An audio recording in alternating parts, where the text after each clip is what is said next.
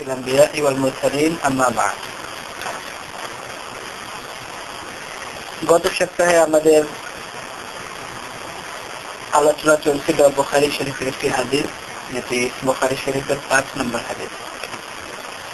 এই হাদিসের উপর আলোচনা চলছিল হযরত ইবনে আব্বাস রাদিয়াল্লাহু তাআলা আনহুমা থেকে বর্ণিত এই আয়াতের সংক্ষিপ্ত তাফসীর, লা তুহাদ্দিস বিহি লিসানাকা লিতা'জালা বিহি সুম্মা ইন্না আলাইনা বায়ানা। এই আয়াতের সংক্ষিপ্ত তাফসীর। এখানে মুহাদ্দিসিনদের মধ্যে এই ব্যাপারে আলোচনা ছিল যে এই আয়াতের সাথে এই আয়াত হলো সূরাতুল কিয়ামা। সূরাতুল কিয়ামার মধ্যে শুরু থেকে নিয়ে একেবারে প্রায় অর্ধেকের বেশি পর্যন্ত কিয়ামতের আলোচনা চলছিল, যে কিয়ামতের দিন কি অবস্থা।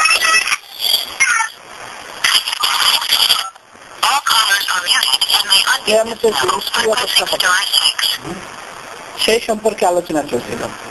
হঠাৎ করে মাঝখানে এই আয়াতগুলো, লা তুহাররিক বিহি লিসানাকা লিতা'জালা বিহি, হে নবী আপনি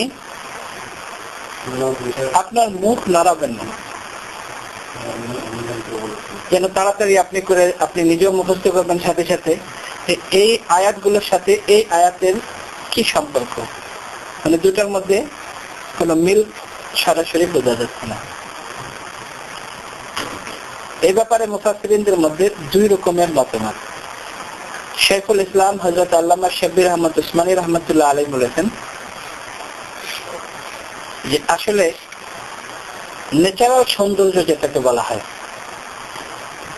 প্রাকৃতিক সৌন্দর্য যেটা, ওটা হলো যদি আমরা কোনো একটা জায়গায় যাই তাহলে দেখবো একটা গাছ বড়, একটা গাছ ছোট, সবুজ ঘাস, আবার কোথাও পানি, কোথাও একটু বড় লেক, কোথাও ছোট পুকুর। এটা হলো প্রাকৃতিক সৌন্দর্য। তো আল্লাহ তাআলার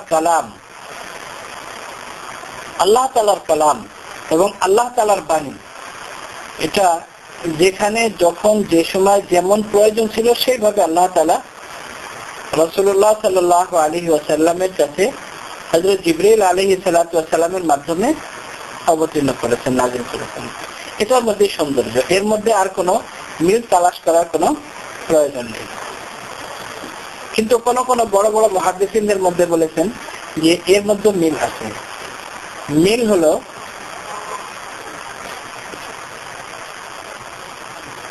যে আয়াত যেভাবে চলছিল কিয়ামতের বর্ণনা, ওহী নাযিল হচ্ছিল, তো হুজুর সাল্লাল্লাহু আলাইহি ওয়াসাল্লাম ওহীর গুরুত্ব অনুধাবন করতে গিয়ে, যেটা আমরা গত সপ্তাহে আলোচনা করেছি, গুরুত্ব অনুধাবন করতে গিয়ে নিজেও তাড়াতাড়ি পড়ার চেষ্টা করছিলেন। তো যেমন কথার মাঝখানেই, কথার মধ্যে যেরকম বলা হয় যে আপনি এরকম করবেন না, তো ওই যে একটা কথা শুরু হয়েছিল, ওই কথার মধ্যেই হুজুর সাল্লাল্লাহু আলাইহি ওয়াসাল্লামের এই অবস্থা দেখে, যেহেতু রাসূলুল্লাহ সাল্লাল্লাহু আলাইহি ওয়াসাল্লাম আল্লাহ তাআলার মাহবুব এবং খুবই প্রিয়, তো আল্লাহ তাআলা সহ্য করতে পারেন নাই। তো ওই ধারাবাহিকতা ভঙ্গ করে আল্লাহ তাআলা মাঝখানে বলে দিয়েছেন, ইয়া রাসূলুল্লাহ আপনি লা তুহাররিক বিহি লিসানাক, আপনার মুখ নড়ানোর কোনো প্রয়োজন নেই। ইন্না আলাইনা আন তাকরাআহু,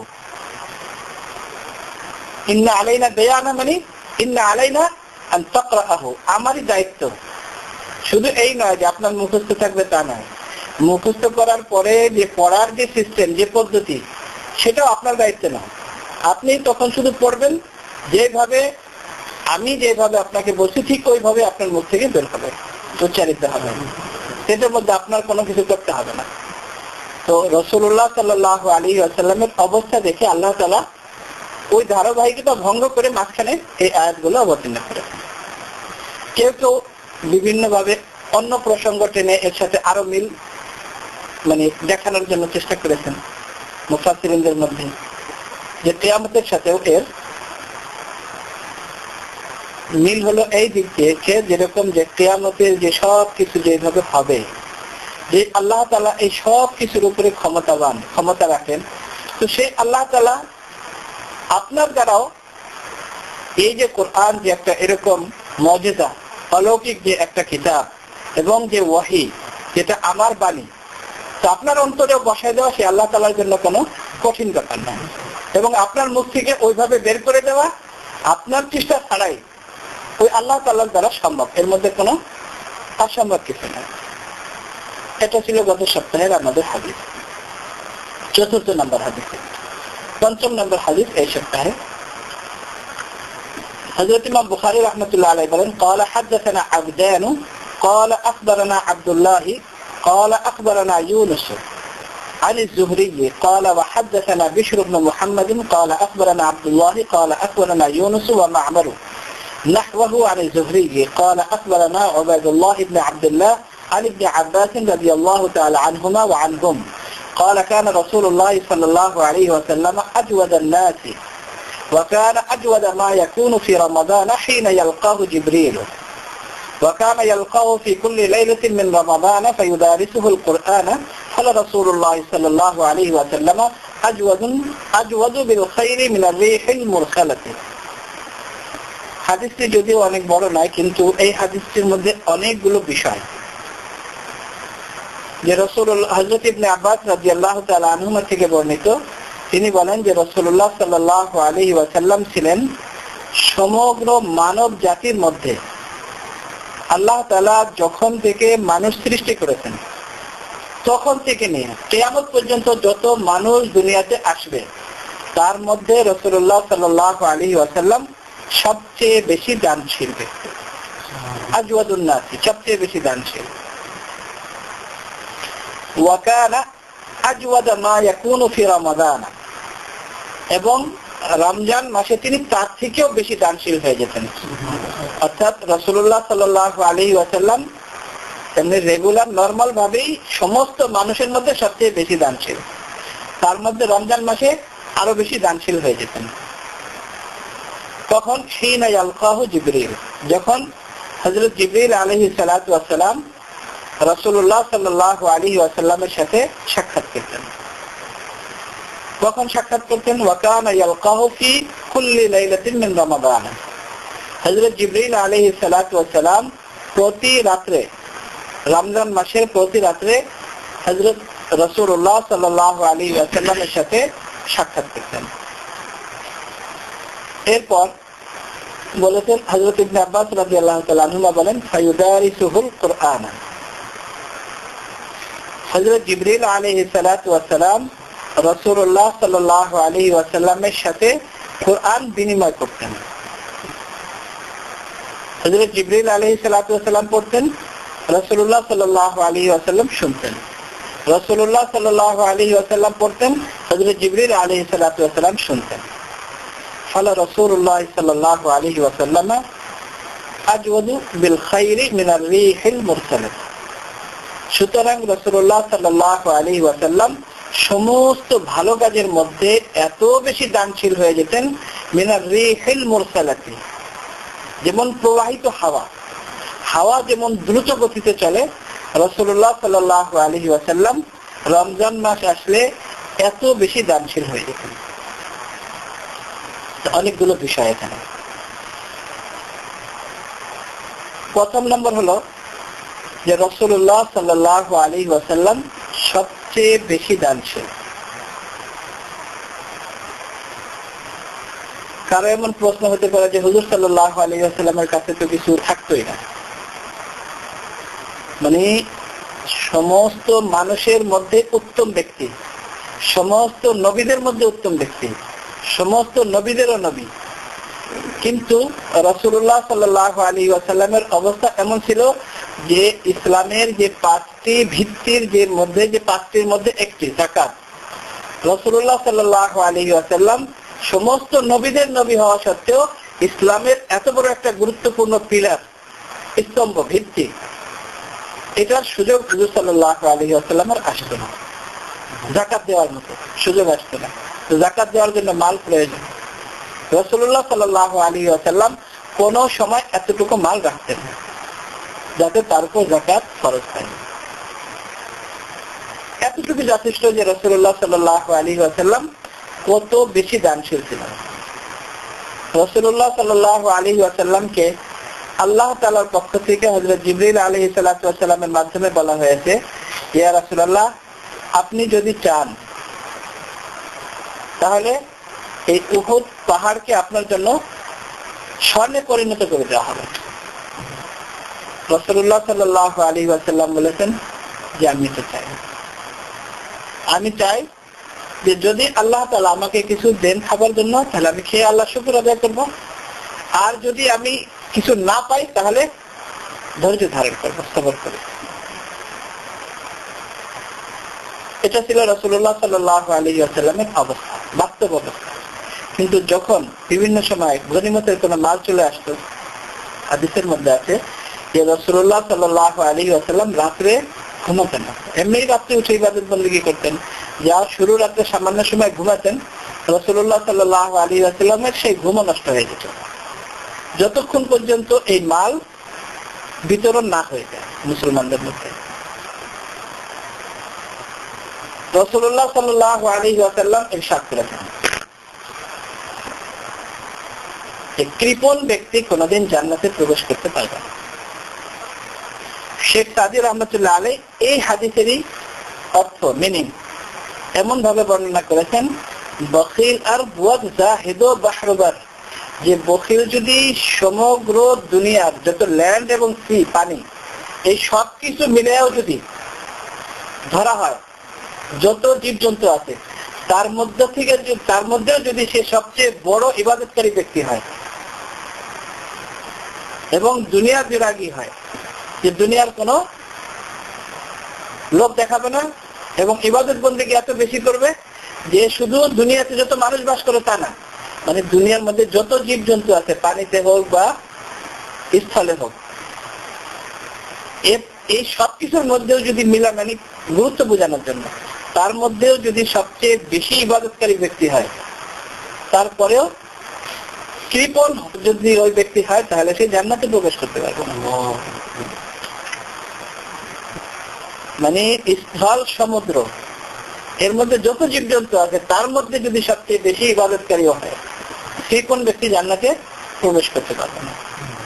এবং এটা শুধু হুজুর সাল্লাল্লাহু আলাইহি ওয়াসাল্লামের বৈশিষ্ট্য নয়, যদিও এটা অন্যান্য নবীদের তুলনায় হুজুর সাল্লাল্লাহু আলাইহি ওয়াসাল্লামের অবশ্যই বেশি, কিন্তু সমস্ত নবীদের এটা অভ্যাস এবং সমস্ত নবীদের এই গুণটা একেবারে বিশেষভাবে ছিল, এক শুরু থেকে প্রত্যেক নবীর এটা বিশেষ একটা গুণ হিসাবে ধরা হয়েছে। হযরত ইব্রাহিম আলাইহিস সালামের ঘটনা তো কোরআনে কারিমে আল্লাহ তাআলা বর্ণনা করেছেন, এবং বিশেষভাবে অন্যান্য আম্বিয়াদের কথাও, যে হযরত ইব্রাহিম আলাইহিস সালামের অবস্থা ছিল এই যে যদি কোনো মেহমান না থাকতো তাহলে খাবার খেতে পারতেন না, তো বাইরে গিয়ে দাঁড়িয়ে থাকতেন। এর মধ্যে এই নয় যে উনি অনেক বড় মালদার ছিলেন বা কোটিপতি ছিলেন, এমনও নয়, অভ্যাস, দান ছিল তার অভ্যাস। তো বাইরে গিয়ে দাঁড়িয়ে থাকতেন, কোন মেহমান পাইলে তাকে, চাই সে মুসলিম হোক অমুসলিম হোক যেই হোক, জিজ্ঞেস করতেন না, ধরে নিয়ে আসতেন, তারপরে বসাতেন দস্তরখানে, তারপরে খাবার খেতেন। ইসরায়েলি রিওয়ায়াত হিসেবে এমনও ঘটনা আছে যে একবার হযরত ইব্রাহিম আলাইহিস সালাম রাস্তায় বেরিয়েছেন যে কোনো মেহমান পাওয়া যায় কিনা, এক ব্যক্তিকে পেয়েছেন, সেই ব্যক্তি আসলে মুসলিম ছিল না, মানে আল্লাহর উপর বিশ্বাস রাখতে না, কাফের ছিল। তিনি তার জিজ্ঞেস করেননি। তো যখন খাবারের দস্তরখানে বসেছেন, বসার পরে যখন স্বাভাবিক যারা দিনী লোক, আর নবী এত বড় উলুল আযম নবী, এত বড় নবী যে সমস্ত আম্বিয়া কেরাম এক হিসেবে ৬-৭ জন ছাড়া সব হযরত ইব্রাহিম আলাইহিস সালামের সন্তানদের মধ্যে থেকে হয়েছে, এবং কি হুজুর সাল্লাল্লাহু আলাইহি ওয়াসাল্লামও হযরত ইব্রাহিম আলাইহিস সালামের সন্তানদের মধ্যে।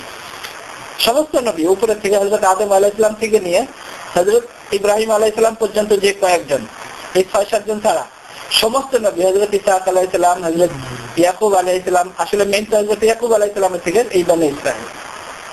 ইয়াকুব যে নাম, এটা ইসরাইল, ইসরাইল ইয়াকুব আলাইহিস সালামেরই নাম, এবং এটা তাদের ভাষায় হলো আব্দুল্লাহ, যেরকম আমাদের ভাষায় আব্দুল্লাহ মানে আল্লাহর বান্দা, ইসরাইল মানে আল্লাহর বান্দা। এটা হযরত ইয়াকুব আলাইহিস সালামের লকব ছিল, যেমন রাসূলুল্লাহ সাল্লাল্লাহু আলাইহি ওয়াসাল্লামের লকব আব্দুল্লাহ। তো ইয়াকুব আলাইহিস সালামের লকব ছিল ইসরাইল মানে আব্দুল্লাহ। এই সমস্ত নবী যাদেরকে আমরা বনি ইসরাইল বলি, বনি মানে তো সন্তান, মানে ইয়াকুব আলাইহিস সালামের সন্তান। ইয়াকুব আলাইহিস সালাম হযরত ইসহাক আলাইহিস সালামের ছেলে, আর হযরত ইসহাক আলাইহিস সালামের আব্বা হযরত ইব্রাহিম আলাইহিস সালাম, আর আরেক সন্তান হলো হযরত ইসমাঈল আলাইহিস সালাম। হযরত ইসমাঈল আলাইহিস সালামের থেকে রাসূলুল্লাহ সাল্লাল্লাহু আলাইহি ওয়াসাল্লাম, মানে পরবর্তীতে চারি সন্তানদের মধ্যে হযরত ইব্রাহিম আলাইহিস সালাম ছিলেন তো অনেক উপরের লেভেলের, এবং যাকে বলা হয় যে হযরত ইব্রাহিম আলাইহিস সালামের দোয়ার ফসল হলেন রাসূলুল্লাহ সাল্লাল্লাহু আলাইহি ওয়াসাল্লাম। যখন হযরত ইব্রাহিম আলাইহিস সালাম এবং হযরত ইসমাঈল আলাইহিস সালাম দুইজনে মিলে যখন বাইতুল্লাহ তৈরি করেন, বাইতুল্লাহ তৈরি করার পরে হযরত ইব্রাহিম আলাইহিস সালাম যে দোয়া করেছিলেন, হে আল্লাহ আমরা যা কিছু করেছি আমাদেরটা কবুল করে নেন। তারপর দোয়া করেছিলেন যে হে আল্লাহ আমার বংশের থেকে ফাবআস ফীহিম রাসূলাম মিনহুম, যে আমার সন্তান যারা আসবে তাদের মধ্যে থেকে একজন নবী আপনি, ফাবআস ফীহিম রাসূলাম মিনহুম, তাদেরই মধ্যে থেকে একজন নবী আপনি পাঠান। সেই জন্য বলা হয় যে রাসূলুল্লাহ সাল্লাল্লাহু আলাইহি ওয়াসাল্লাম হযরত ইব্রাহিম আলাইহিস সালামের দোয়ার ফসল। যে দোয়া করেছিলেন আল্লাহ তাআলা সেই দোয়া কবুল করেছিলেন। হযরত ইব্রাহিম আলাইহিস সালাম যখন বলেছেন ক্বালা মিন যুররিয়াতি,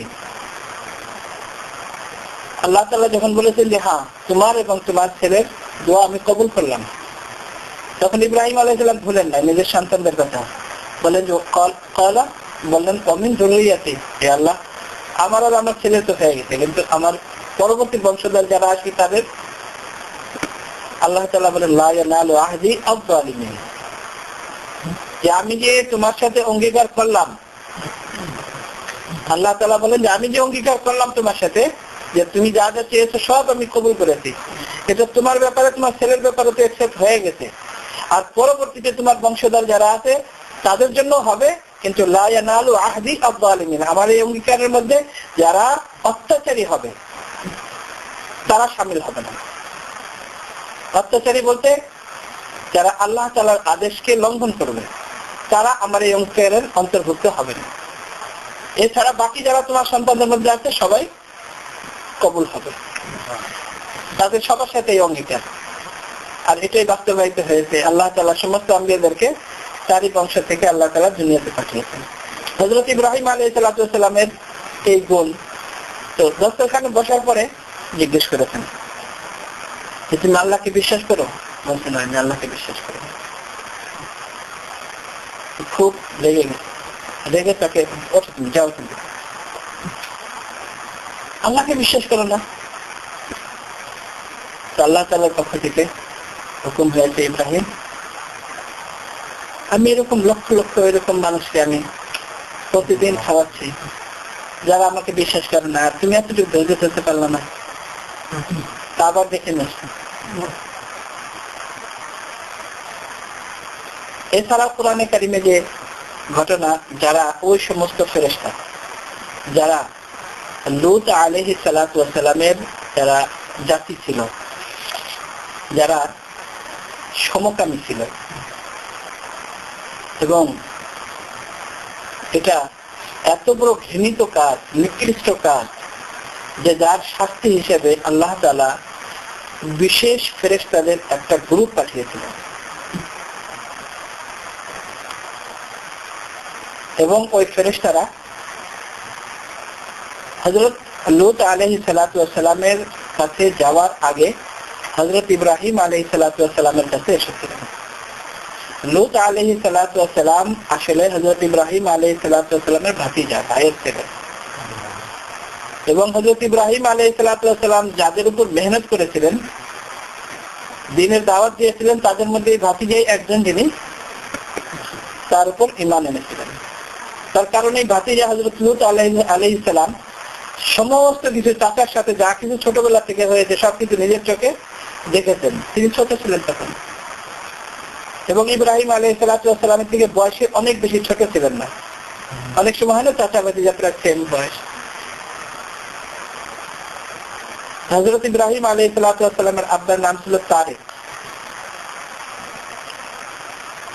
আর এই ভাইয়ের নাম ছিল হারান, লূত আলাইহিস সালামের আব্বার নাম। এই হারান তার ছেলে হলো হযরত লূত আলাইহিস সালাম। তো আল্লাহ তাআলা হযরত ইব্রাহিম আলাইহিস সালামকে এমন ভাবে কবুল করেছেন যে শুধু সন্তানদের নয়, যে একজন ব্যক্তি ভাতিজা আল্লাহর উপর ঈমান এনেছেন, আল্লাহ তাআলা তাকেও নবী হিসেবে দুনিয়াতে পাঠিয়েছেন।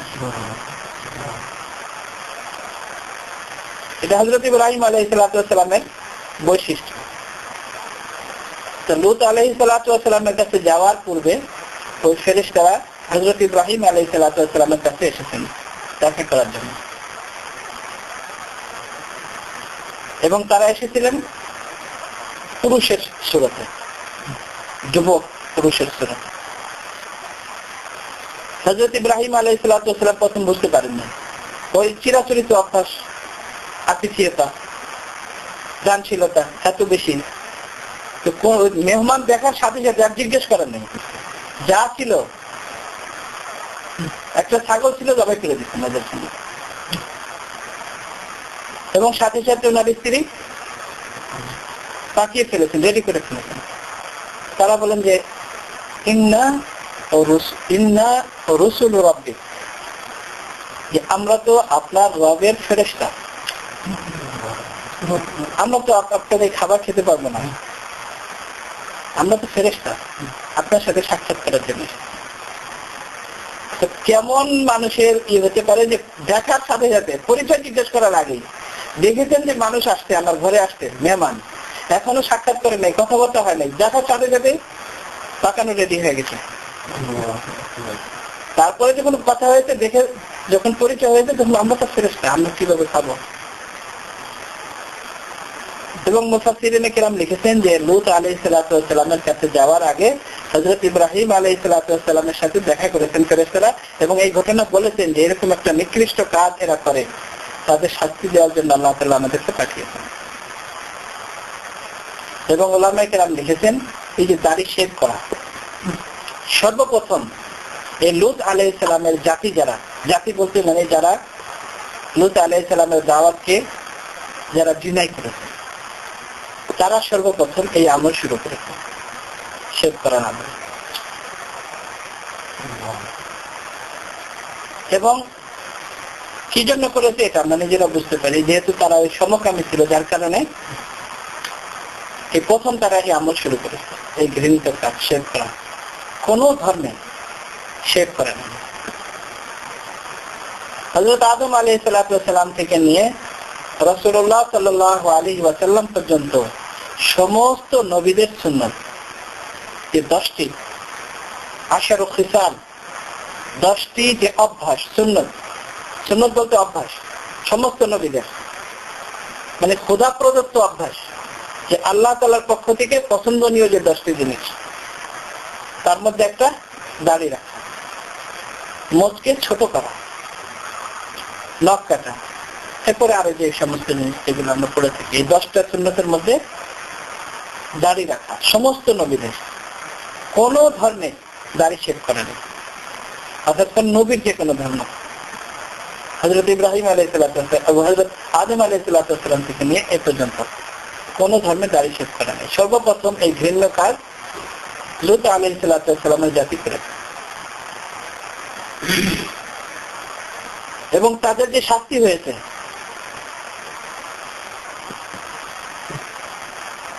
যে তাদের ওই পুরো এলাকা সহ একেবারে নিচের থেকে উপরে উঠিয়েছিল, তারপর এইভাবে উপরের থেকে নিচে মেরে, এবং ওই মারার কারণে এমন হয়ে গেছে যে ওখানে একটা বিরাট একটা দিঘির মতো হয়ে গেছে, এবং এখনো পর্যন্ত আছে সে নিদর্শন। এবং ওটা এমন জঘন্য, এমন খারাপ যে ওখানে কেউ মানে ওটার দিকে তাকালেও ভয় পায়, এরকম জায়গা এখনো পর্যন্ত আছে সে নিদর্শন।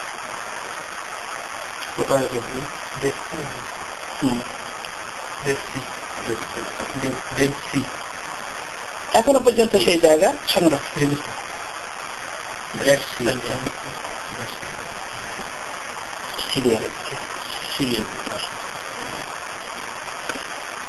এরকম ভিন্ন কাজ করেছে। হযরত ইব্রাহিম আলাইহিস সালামের ঘটনা, এটা তো কোরআনে কারিমে বর্ণনা করেছেন। فجاء بعجل سمين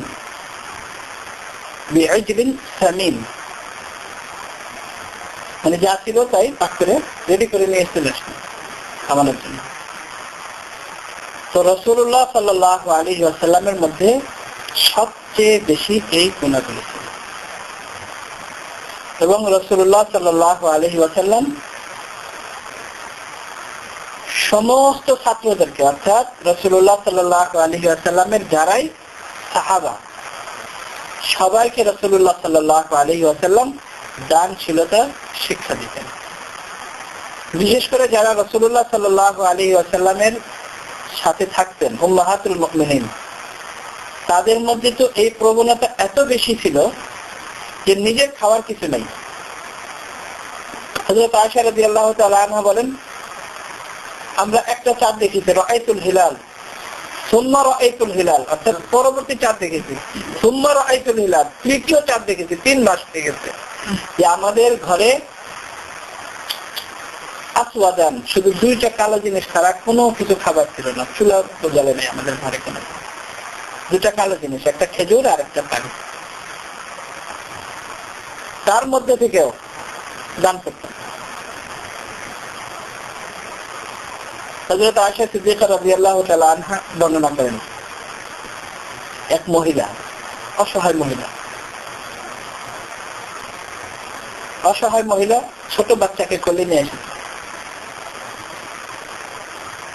তার অবস্থা দেখে আমি তাকে 2টো খেজুর দিয়েছি, যে একটা সে খাবে আর একটা ছেলেকে খাওয়াবে। তো সে 2টোই ছেলেকে খাওয়িয়ে দিল। তারপর আরেকটা খেজুর দিয়েছে, ওইটাও সে ছেলেকে খাওয়িয়ে দিল। তারপরে আমার কাছে আর ছিল না তাকে কিছু দেওয়ার মতো। তো ওই মহিলার কি অবস্থা ছিল আর ওই শিশুর কি অবস্থা ছিল, ওই শিশুর কি অবস্থা ছিল আর ওই মহিলার কি অবস্থা ছিল।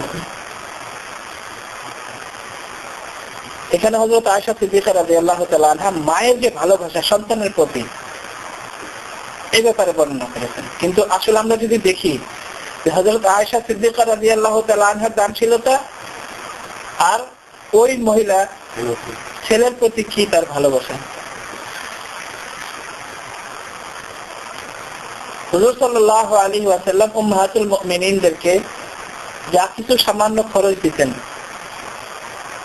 সব তারা মানুষের মধ্যে বিতরণ করে দিতেন, অসহায় যারা তাদের মধ্যে বিতরণ করে দিতেন। এমন শিক্ষা দিতেন, বুখারীর হাদিস, রাসূলুল্লাহ সাল্লাল্লাহু আলাইহি ওয়াসাল্লাম খুবই ক্ষুধার্ত ছিলেন। ঘরে এসে জিজ্ঞেস করেছেন, এখানে খাবার কিছু আছে? আর হুজুর সাল্লাল্লাহু আলাইহি ওয়াসাল্লাম গোশত অনেক পছন্দ করতেন। তো কোন জায়গা থেকে হাদিয়ার কিছু গোশত হযরত যায়েনব রাদিয়াল্লাহু তাআলা আনহার কাছে এসে নিজের স্বামীর খেয়াল করে, তখন জানা আছে যে হুজুর সাল্লাল্লাহু আলাইহি ওয়াসাল্লাম কিছু খাননি, নিজেও তো খাননি, ওই গোশত হুজুর সাল্লাল্লাহু আলাইহি ওয়াসাল্লামের জন্য সেভ করে রেখেছেন।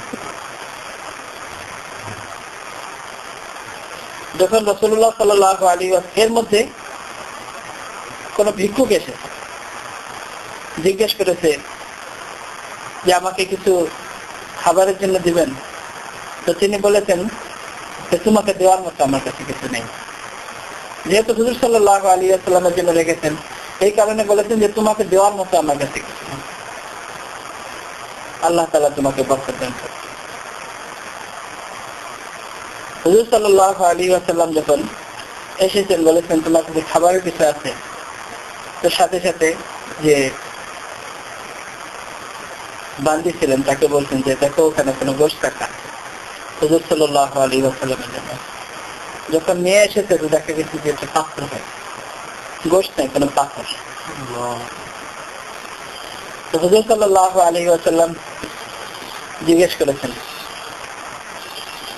যায়েনব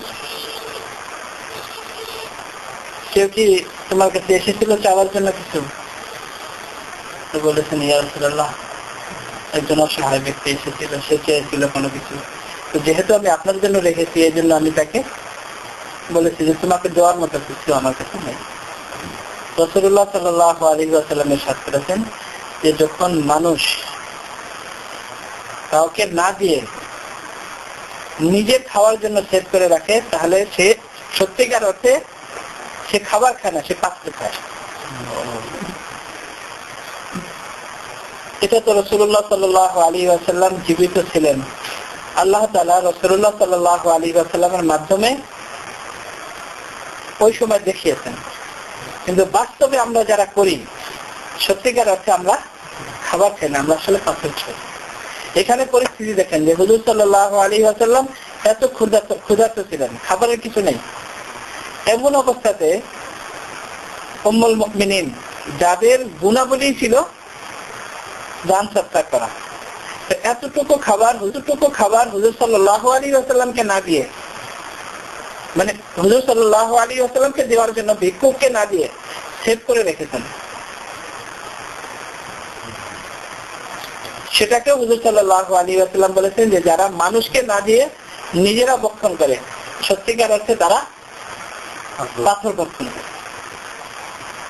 কি পরিমাণ দানশীলতা রাসূলুল্লাহ সাল্লাল্লাহু আলাইহি ওয়াসাল্লামের মধ্যে ছিল, এবং যারা রাসূলুল্লাহ সাল্লাল্লাহু আলাইহি ওয়াসাল্লামের সাথে থাকতেন তাদের কি পরিমাণ দেওয়ার দান করার অভ্যাস ছিল। উম্মাহাতুল মুমিনিনের ভিতরে প্রত্যেকের এই অবস্থা। প্রথম থেকে দেখেন হযরত খাদিজা রাদিয়াল্লাহু তাআলা আনহার দানশীলতা। হযরত খাদিজা রাদিয়াল্লাহু তাআলা আনহা তখন মক্কার প্রসিদ্ধ যে সমস্ত ধনী ব্যক্তিবর্গ তাদের মধ্যে থেকে একজন মহিলা ধনী ব্যক্তি, কিন্তু দিনের চাহিদা পূরণ করতে যে রাসূলুল্লাহ সাল্লাল্লাহু আলাইহি ওয়াসাল্লামের পরামর্শক্রমে সবকিছু এমন ভাবে বিলীন করে দিয়েছেন যে খাবারের জন্য কোনো কিছু দাঁড়াতে নেই। দানশীলতা। এরপর আমরা যদি সাহাবায়ে কেরামের জীবনী দেখি তাহলে তো এটা বলতে বলতে বলতে বলতে শেষ হবে। হযরত আবু বকর রাদিয়াল্লাহু তাআলা আনহু মক্কার ধনাঢ্য ব্যক্তি, বড় ব্যবসায়ী, কিন্তু হযরত আবু বকর রাদিয়াল্লাহু তাআলা আনহুর অবস্থা হলো এই যে যখন রাসূলুল্লাহ সাল্লাল্লাহু আলাইহি ওয়াসাল্লাম তাবুকের যুদ্ধের জন্য বলেছেন যে যার যা কিছু আছে সব আল্লাহর রাস্তায় তোমরা যে যা দিতে পারো দাও, লিপিবদ্ধ করো কে কি দিয়েছে। হযরত আবু বকর রাদিয়াল্লাহু তাআলা আনহু এর আগে সবকিছু শেষ করে ফেলেছেন, যত সামান্য ছিল সব এনে উপস্থিত। হুজুর সাল্লাল্লাহু আলাইহি ওয়াসাল্লাম বলেছেন যে ঘরে কি রেখেছে আবু বকর? আল্লাহ আল্লাহর রাসূলকে রেখে এসেছে। আর হযরত আবু বকর রাদিয়াল্লাহু তাআলা আনহুর আব্বা তখন মুসলমান হন নাই এবং অন্ধ হয়ে গিয়েছিলেন, সেই বয়সে চোখে দেখতেন না। হযরত আসমা রাদিয়াল্লাহু তাআলা আনহা তখন ছোট ছিলেন, অল্প বয়স। তিনি হুজুর সাল্লাল্লাহু আলাইহি ওয়াসাল্লামের শালী এবং হযরত জুবাইর ইবনে আওয়াম রাদিয়াল্লাহু তাআলা আনহুর স্ত্রী, ছোট ছিলেন। তো দাদা জিজ্ঞেস করে নাতনিকে, এই তোর বাপ কি রেখে গেছে? এখনো তো মুসলমান হন নাই। হাদিসের মধ্যে আছে যে হযরত আসমা রাদিয়াল্লাহু তাআলা আনহা নিজের বাপের মানে দাদার কাছ থেকে গোপন রাখার জন্য কিছু পাথর একটা পাত্রের মধ্যে এভাবে হাত দিয়ে নাড়াচাড়া করে বলেন যে অনেক কিছু রেখে গেছেন। এই যে দেখেন এই যে আওয়াজ হয়, শব্দ হয়, আসলে কিছু রেখে যান না, আল্লাহ এবং আল্লাহ রাসূলকে রেখে গেছে। কি পরিমাণ দান ছিল তার।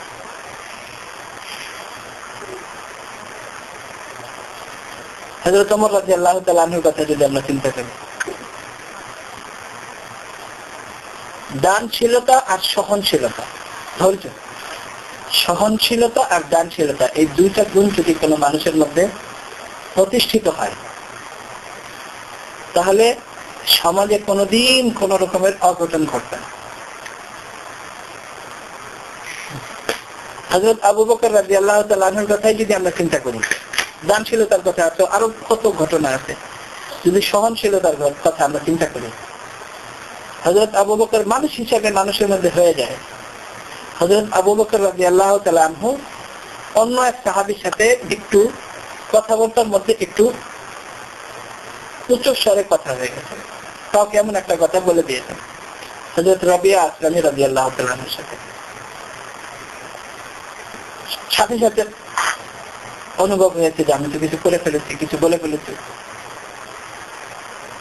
এখন এত বড় সাহাবী যে আল্লাহ তাআলা হযরত জিবরিল আলাইহিস সালাতু ওয়াস সালামের মাধ্যমে রাসূলুল্লাহ সাল্লাল্লাহু আলাইহি ওয়াসাল্লামকে বলেছেন যে আল্লাহ তাআলা হযরত আবু বকর রাদিয়াল্লাহু তাআলা আনহুকে শুভ সংবাদ পাঠিয়েছেন। এমন সাহাবী আল্লাহ তাআলা কোরআনে কারীমে যে সাহাবীর ব্যাপারে বলেছেন ইয হুমা ফিল গার, ইয হুমা দুই ব্যক্তি যারা গুহার মধ্যে ছিলেন মক্কা থেকে যখন মদিনায় হিজরত করতেছিলেন, রাসূলুল্লাহ সাল্লাল্লাহু আলাইহি ওয়াসাল্লামের সাথে দ্বিতীয় ব্যক্তি শুধু হযরত আবু বকর রাদিয়াল্লাহু তাআলা ছিলেন। আল্লাহ তাআলা ইয হুমা ফিল গার, যখন হযরত আবু বকর রাদিয়াল্লাহু তাআলা ভয় পাচ্ছিলেন, তার কারণ মক্কার মুশরিক যারা বড় বড় তখন আবু জাহেলেরা সবাই তালাশ করছিল যে হুজুর সাল্লাল্লাহু আলাইহি ওয়াসাল্লাম কোথায়। তাদের দেখা যাচ্ছিল হযরত আবু বকর রাদিয়াল্লাহু তাআলা ভয় পেয়ে গেছেন, ইয়া রাসূলুল্লাহ এখন যদি এরা দেখে ফেলে। রাসূলুল্লাহ সাল্লাল্লাহু আলাইহি ওয়াসাল্লাম বলেছেন যে আমরা দুইজন আর আল্লাহ তাআলা তৃতীয় আমাদের সাথে আছে। এবং বলেছেন লা তাহজান ইন্নাল্লাহা মা'ানা, এর অর্থ যদি আমরা করি যে ইন্নাল্লাহা মা'ানা, তৃতীয় কোন ব্যক্তি তখন আর হযরত আবু বকর এবং রাসূলুল্লাহ সাল্লাল্লাহু আলাইহি ওয়াসাল্লাম ছাড়া ছিল না।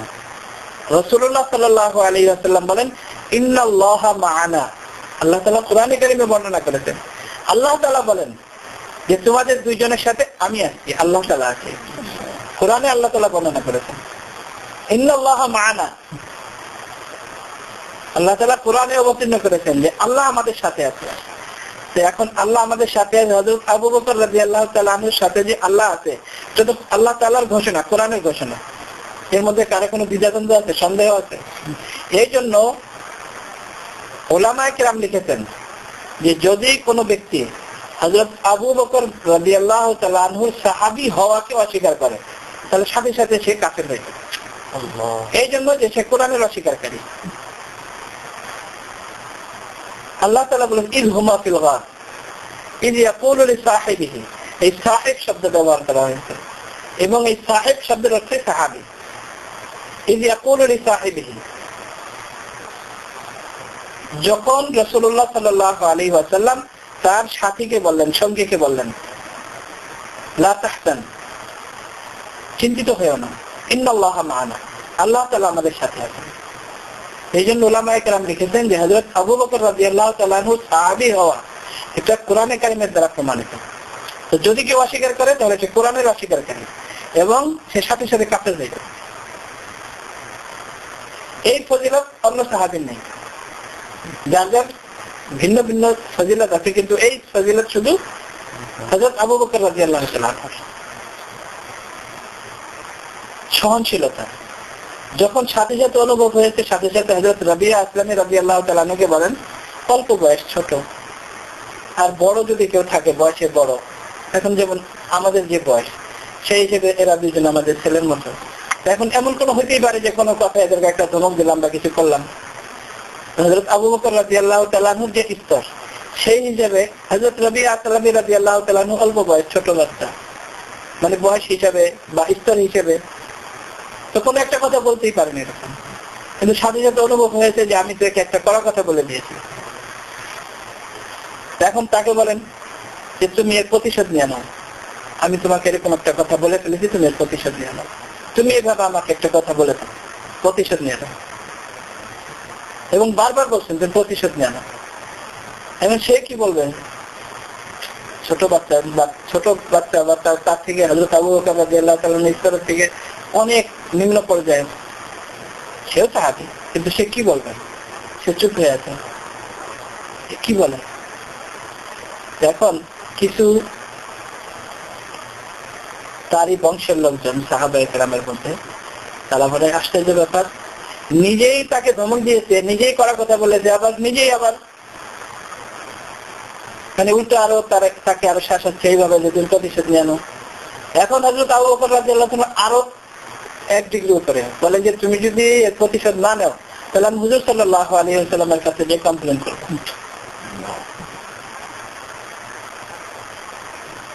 অন্য সাহাবায়ে কেরাম বলেন যে আশ্চর্য ব্যাপার, নিজে রাগারাগি করলো, আবার সে নিজেই আবার হুজুর সাল্লাল্লাহু আলাইহি ওয়াসাল্লামের কাছে যে বিচার দিবেন। রবিয়া আসলামী বলেন তার সম্পর্কে তোমরা কি বলো, তোমরা কি চিনো? হযরত আবু বকর রাদিয়াল্লাহু আনহু, হযরত আবু বকর বলেন যে চলেন আপনি হুজুর সাল্লাল্লাহু আলাইহি ওয়াসাল্লামের কাছে চলেন। তখন সে কি বলবে? হুজুর সাল্লাল্লাহু আলাইহি ওয়াসাল্লাম হচ্ছে এটা কোনো মিসমাচ করে দিবেন। হুজুর সাল্লাল্লাহু আলাইহি ওয়াসাল্লামের কাছে গিয়েছেন, যাওয়ার পরে হুজুর সাল্লাল্লাহু আলাইহি ওয়াসাল্লামের কাছে হযরত আবু বকর রাদিয়াল্লাহু আনহু বলেছেন, ইয়া রাসূলুল্লাহ এরকম হয়ে গেছে। হুজুর সাল্লাল্লাহু আলাইহি ওয়াসাল্লাম রবিয়া আসলামী রাদিয়াল্লাহু আনহু বলেছেন যে তুমি মাফ করে দাও, ইয়া রাসূলুল্লাহ এত বড় মানুষ, আমার এর মধ্যে কি আছে, আমি তো কিছু মনে করি না। এই যে সহনশীলতা, আখিরাতের ভয়, যে দুনিয়াতে তো কিছুই হবে না, আমি তাকে একটা ধমক দেবো, একটা থাপ্পড় দেবো, তা সে কিছু বলবে না, কিন্তু মরার পরে আমার সাথে কি হবে? হযরত ওমর রাদিয়াল্লাহু তাআলা আনহুর মতো ব্যক্তিত্ব, এত বড় ব্যক্তিত্ব যে যার ব্যাপারে সারা দুনিয়ার অমুসলিম যারা তারাও স্বীকার করে যে এরকম কোন বাদশা আমাদের জানা মতো আর দুনিয়াতে আসে না, এত ন্যায় পরায়ণ। হযরত ওমর রাদিয়াল্লাহু তাআলা আনহুর মতো লোক বলতেন, হায় আমি যদি মানুষ না হতাম, আমি যদি ঘাস হতাম তো জঙ্গলের জীবজন্তু খেয়ে শেষ করে ফেলতো, আমি যদি মানুষ না হয়ে কোন জীবজন্তু হতাম তাহলে কিয়ামতের দিন আমার কোনো হিসাব হতো না। এই যে সহনশীলতা আর দানশীলতা, এই দুটা জিনিস যদি একত্রিত হয় সারা দুনিয়ার মধ্যে কোন রকমের কোন অঘটন হবে, সমস্ত গন্ডগোল মিটে যাবে। কিভাবে? যদি দানশীলতা থাকে। একটা হলো যাকাত আদায় করা, যেটা ফরজ আমাদের উপরে।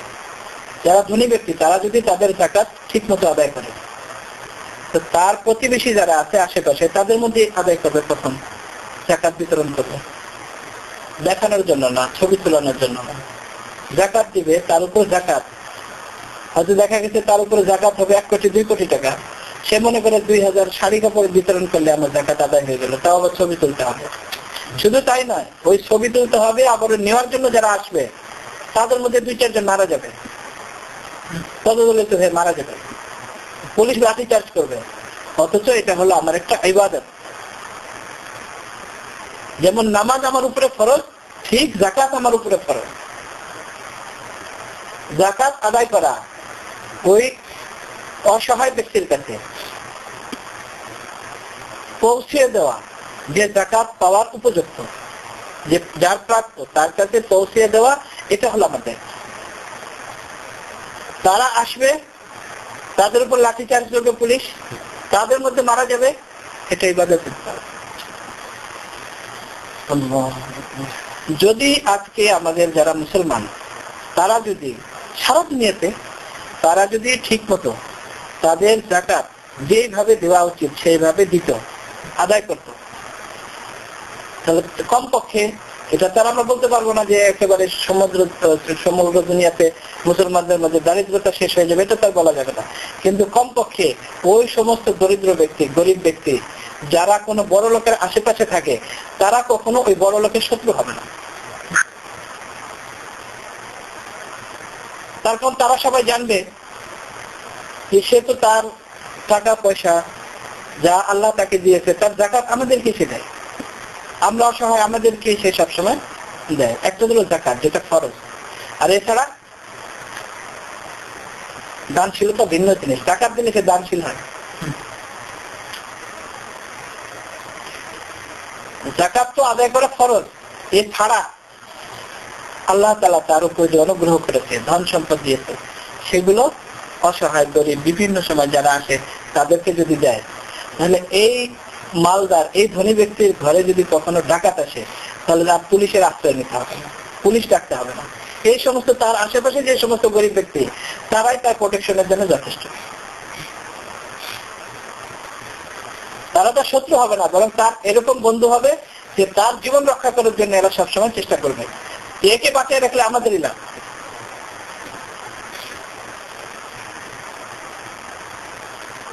এই দুটা গুণ যদি আমাদের মধ্যে আসে, ধৈর্য ধারণ করা আর এই দানশীলতা, সারা দুনিয়ার মধ্যে কমপক্ষে মুসলমানদের মধ্যে যে অরাজকতা, এটা হবে না। রাসূলুল্লাহ সাল্লাল্লাহু আলাইহি ওয়াসাল্লাম সমস্ত নবীদের নবী, আল্লাহ তাআলা সৃষ্টির মধ্যে সর্বোত্তম ব্যক্তি। যখন আল্লাহ তাআলার পক্ষ থেকে আদেশ হলো, ইয়া রাসূলুল্লাহ, আপনি মদিনার যে সমস্ত ইহুদি ছিল তাদের সাথে হুজুর সাল্লাল্লাহু আলাইহি ওয়াসাল্লামের লিখিত চুক্তি ছিল যে কখনো তারা বাহিরের থেকে যদি কেউ আক্রমণ করে মদিনার উপরে, তাহলে তারা তাদের সহযোগিতা করবে না। এটা চুক্তি ছিল। এটা একটা ভিন্ন বিষয়, বলতে গেলে লম্বা হয়ে যাবে, অন্য কোনো সময় বলতে। যাই হোক, সেই ধারাবাহিকতায় হুজুর সাল্লাল্লাহু আলাইহি ওয়াসাল্লাম যখন সাহাবায়ে কেরামদেরকে নিয়ে কোন যুদ্ধ থেকে ফিরে আসছিলেন, বনু নযীর এবং বনু কুরাইজা যারা ইহুদি ছিল, তাদের মধ্যে থেকে হুজুর সাল্লাল্লাহু আলাইহি ওয়াসাল্লাম যখন ফিরে আসছিলেন, হুজুর সাল্লাল্লাহু আলাইহি ওয়াসাল্লাম ক্লান্ত ছিলেন। তো এক ঘরের দেয়ালের সাথে হুজুর সাল্লাল্লাহু আলাইহি ওয়াসাল্লাম ভর দিয়ে বসেছিলেন, সামান্য একটু অল্প সময়ের জন্য ক্লান্তি দূর করার জন্য। আর ইহুদি যারা ছিল তারা এটাকে সুযোগ হিসেবে নিয়ে তারা মনে করেছিল যে একেবারে জানে মেরে ফেলে। তখন তারা পাথর টাথর নিয়ে ছাদের উপর যাওয়ার চিন্তা ভাবনা করছে। আল্লাহ তাআলা হযরত জিবরাইল আলাইহিস সালাতু ওয়াস সালামের মাধ্যমে রাসূলুল্লাহ সাল্লাল্লাহু আলাইহি ওয়াসাল্লামকে বলে দেন, ইয়া রাসূলুল্লাহ, তাদের এরকম পরিকল্পনা, আপনি তাড়াতাড়ি এখান থেকে এই স্থান ত্যাগ করেন। দ্রুত রাসূলুল্লাহ সাল্লাল্লাহু আলাইহি ওয়াসাল্লাম সাহাবাদেরকে বলেন যে এই স্থান ত্যাগ করো, তাড়াতাড়ি ফিরে যাও। মদিনাতে আসার পরে হুজুর সাল্লাল্লাহু আলাইহি ওয়াসাল্লামকে হযরত জিবরাইল আলাইহিস সালাতু ওয়াস সালাম বলেন যে তাদের উপর আপনি আক্রমণ করেন। রাসূলুল্লাহ সাল্লাল্লাহু আলাইহি ওয়াসাল্লাম সাহাবাদেরকে পাঠিয়ে দেন এবং একদিন পরে রাসূলুল্লাহ সাল্লাল্লাহু আলাইহি ওয়াসাল্লাম নিজেও পৌঁছে যান। যাওয়ার পরে সেখানে সাহাবায়ে কেরাম যেখানে অবস্থান নেন, রাসূলুল্লাহ সাল্লাল্লাহু আলাইহি ওয়াসাল্লাম যাওয়ার পরে সেখানে অবস্থান নেন। ইহুদিদের, যেহেতু ওখানে সব ইহুদিদের বসতি, ইহুদিদের মধ্যে একজন বড় ধনী ব্যক্তি ছিল, সে অনেক ছাগল পালত। তার যে রাখাল ছিল, সে রাখাল ছিল কোন কালো কালো এক ব্যক্তি, তার দাস গোলাম ছিল। তো সে ওই রাখাল ছিল, সে ছাগল পালত ছিল। তো তার ভিতরে একটা আগ্রহ যে কে এই আল্লাহর রাসূল, কে যে দাবি করেছে যে সে আল্লাহর রাসূল, সে কে, আমি তাকে দেখতে চাই। তার ভিতরে কৌতূহল ছিল যে তারা এখানে অবস্থান করে। তো সে ওই ছাগল নিয়েই, ছাগল কি করবে, ছাগল নিয়েই ওই এলাকায় এসেছে যেখানে সাহাবায়ে কেরাম অবস্থান করতেছিল, এবং সাহাবায়ে কেরামদেরকে জিজ্ঞেস করেছেন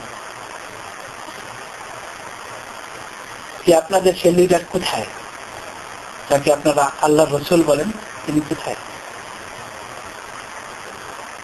সাহাবায়ে কেরাম বলেন যে ওই যে দেখো, ওই যে ওখানে টেন্ট আছে, ওখানে ওই সীমার মধ্যে অবস্থান করছে। সে অবাক হয়ে গেছে। সে তো এতদিন ওখানের কালচার হিসেবে দেখে তারা কিভাবে শান শওকতের সাথে থাকে, যে আল্লাহর রাসূল আর যে এদের লিডার, যার রাজত্ব চলে মদিনার উপরে,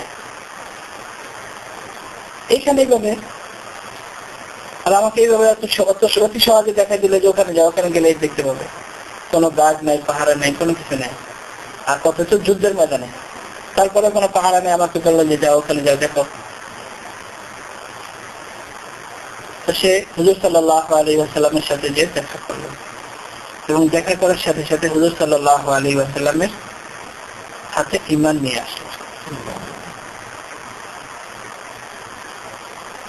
ঈমান আনার সাথে সাথে হুজুর সাল্লাল্লাহু আলাইহি ওয়াসাল্লামের কাছে অনুমতি চাইলেন, ইয়া রাসূলুল্লাহ আপনি অনুমতি দিন যে আমি আপনার এই সাহাবাদের সাথে শামিল হয়ে যাব এই যুদ্ধে।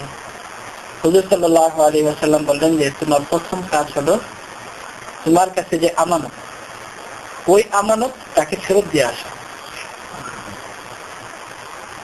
আমরা যদি এতটুকু চিন্তা করি যে যুদ্ধের সময় কি হয়, যেখানে হযরত সুলাইমান আলাইহিস সালাতু ওয়াস সালামের ঘটনা বর্ণনা করা হয়েছে, সেখানে যে বিলকিসের কথা যে বলা হয়েছে, মুলকে সাবা যে রানী, ওটাও একটা ভিন্ন বিষয়। যখন তার কাছে হযরত সুলাইমান আলাইহিস সালাতু ওয়াস সালাম ইসলামের দাওয়াত পাঠিয়েছিলেন, এটা পড়ার পরে সে মন্ত্রী সবার সাথে পরামর্শ করেছিলেন বিলকিস যে আপনাদের কি মতামত। মন্ত্রী সবাই বলছে যে না, আমরা অনেক শক্তিশালী, আমাদের সৈন্যবাহিনী অনেক স্ট্রং, আপনি চিন্তা করবেন না, আমরা যুদ্ধ করতে প্রস্তুত। কিন্তু বিলকিস কি বলেছিল? ইন্নাল মুলুকা ইযা দাখালু ক্বরিয়াতান, আল্লাহ তাআলা বলেছেন, একজন মহিলা হয় কত সুন্দর কথা বলেছে, ইন্নাল মুলুকা ইযা দাখালু ক্বরিয়াতান আফসাদুহা, যে যখন বাদশারা প্রবেশ করে ক্বরিয়াতান, কোন একটা জায়গায়, কোন একটা গ্রামে, আফসাদুহা একেবারে শেষ করে দেয়, ওয়াজআলু আইজ্জাতা আহলিহা আযিল্লাহ, এবং ওখানের সম্ভ্রান্ত যারা ব্যক্তি থাকে তাদেরকে সবচেয়ে বেশি বেইজ্জত করে। কাযালিকা ইয়াফআলুন, এবং এরকমই হয়ে থাকে, যে সিস্টেম, পদ্ধতি এরকমই হয় সবসময়। আসলে দুনিয়ার নিয়ম তাই। কিন্তু হুজুর সাল্লাল্লাহু আলাইহি ওয়াসাল্লামের এখানে যুদ্ধের জন্য গিয়েছেন, অবস্থা দেখেন যে সেই রাখালকে হুজুর সাল্লাল্লাহু আলাইহি ওয়াসাল্লাম বলেন যে তোমার উপরে যে অর্পিত দায়িত্ব, তুমি একজন রাখাল, এই ছাগলগুলো তোমার নয়, যে মালিক তাকে ফেরত দিয়ে আসো।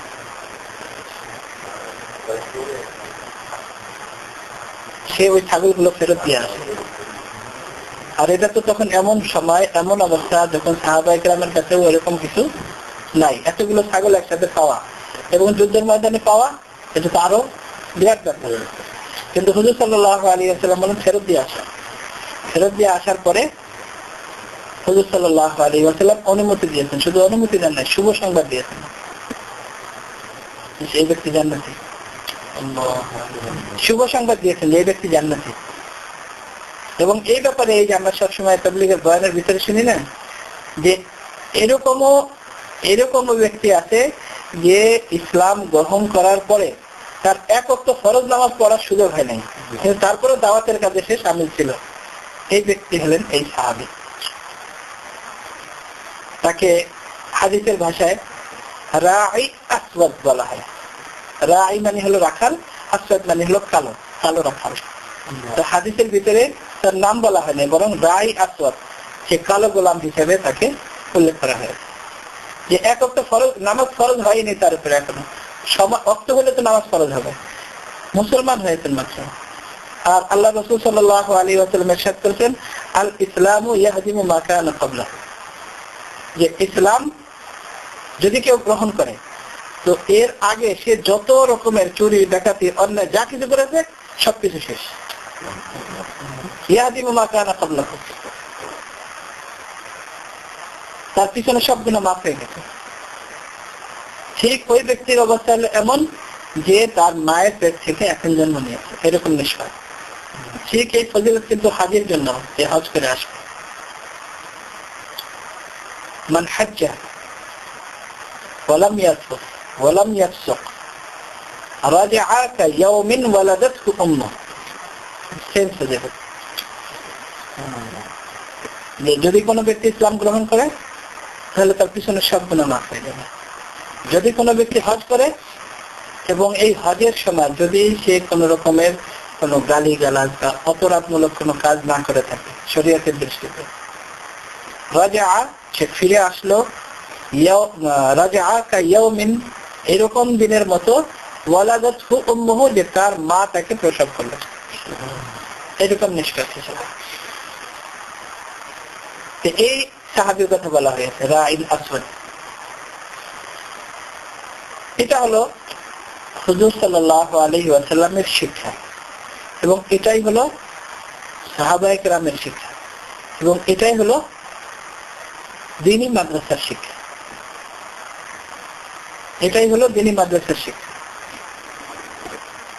আল্লাহ তাআলা কোরআনে কারীমে ওই সমস্ত সাহাবায়ে কেরামের ফজিলত বর্ণনা করেছেন, ওয়া ইউসিরুনা আলা আনফুসিহিম ওয়ালাউ কানা বিহিম খাসাসা। ইউসিরুনা, তারা প্রাধান্য দেয়, আলা আনফুসিহিম, নিজের জীবনের উপরে প্রাধান্য দেয়, ওয়ালাউ কানা বিহিম খাসাসা, যদিও তারা নিজেরাই অপদগ্রস্ত, নিজেদের কাছে কিছু নাই। এই আয়াত নাযিল হয়েছে ওই সাহাবী সম্পর্কে আমরা শুনে থাকি যে হুজুর সাল্লাল্লাহু আলাইহি ওয়াসাল্লাম এমন পরিস্থিতিতে ছিলেন না যে বিরাট বড় কোনো প্রতিষ্ঠান বা কোনো এরকম টাকা পয়সা ধন দৌলত যে যেই আসবে ইসলাম গ্রহণ করবে তাকে হাজার হাজার টাকা দিয়ে দেবে, এরকম অবস্থা না। তো যারাই ইসলাম গ্রহণ করত তাদের অবস্থা ভালো থাকলেও তাদের বাপ মার পক্ষ থেকে এমন চাপ আসতো, টাকা পয়সা তো দূরের কথা, তাদের উপর উল্টা নির্যাতন হতো। হযরত সুহাইব রাদিয়াল্লাহু তাআলার কথা আমরা শুনি যে এরকম সাহাবায়ে কেরাম যে মক্কার যুবকদের মধ্যে খুবই সুন্দর দেখতে, এবং এমন যে খুবই টাকা পয়সা ধন সম্পদের মধ্যেই বড় হয়েছে। ইসলাম গ্রহণ করার সাথে সাথে এমন কষ্ট শুরু হয়ে গেছে যে যার কোনো বর্ণনা দেওয়ার মতো কোনো অবস্থা নেই, এত কষ্ট। তেমন পরিস্থিতিতে সাহাবায়ে কেরাম নিজেরা ভাগ করে নিতেন, যারাই আসতো ইসলাম গ্রহণ করার জন্য, দিন শেখার জন্য, তাদেরকে সাহাবায়ে কেরাম নিজেদের মধ্যে ভাগ করে নিতেন। আজকে আমি আমার এক ভাইকে নিয়ে যাবো আমার বাসায়, শুধু এই মেরে খাওয়াবো, নিজের বাসায় রাখবো, খাওয়াবো, যেন যে এসেছে সে মুসলমানদের ঘরের অবস্থাও যেন বুঝে যায়, মুসলমান যেরকম বাইরে থাকে ঘরেও এরকম থাকে।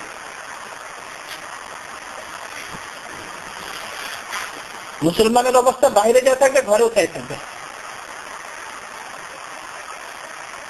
যেহেতু থাকার কোনো ব্যবস্থা নেই, আমার ঘরেই থাকবে, আমার সাথে খাবে, অথচ নিজের খাওয়ার কিছু নেই। এক ভাইকে এইভাবে নিয়ে এসেছেন।